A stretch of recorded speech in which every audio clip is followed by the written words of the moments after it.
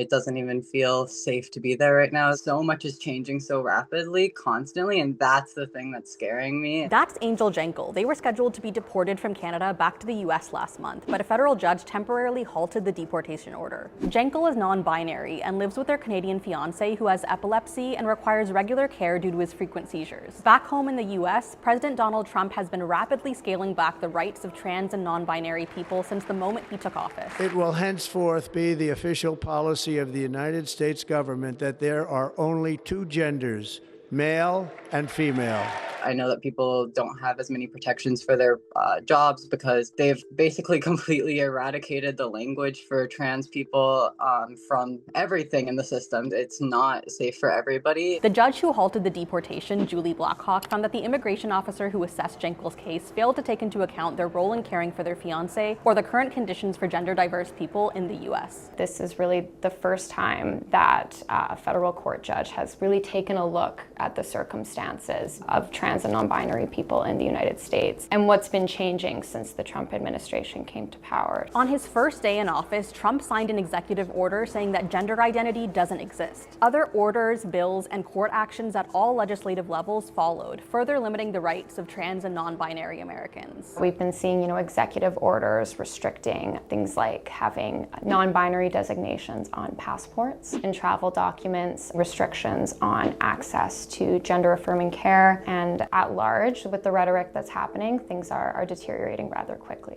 Justice Blackhawk says the immigration officer who did Jenkel's initial risk assessment used outdated information from 2024 that didn't include these current conditions in the US. I believe she describes the evidence as something that could amount to a reasonable subjective fear of persecution. That was a huge relief because not only am I here now, but I feel like other people have the opportunity to be heard in their cries for help, because it really is a cry for help. Some organizations that offer support to queer and trans people have stopped resettling 2S LGBTQ+ refugees in the US, including the charity Rainbow Railroad. I believe it's about 598 anti-LGBTQI+ bills moving across different states. So the landscape is changing. Rainbow Railroad is also calling on Canada to change the Safe Third Country Act, which prevents refugees from claiming asylum in Canada if they arrive in the US first. We want them to withdraw the agreement, or at the very bare minimum to create an exemption for LGBTQI+ people. It's not reasonable for the Canadian government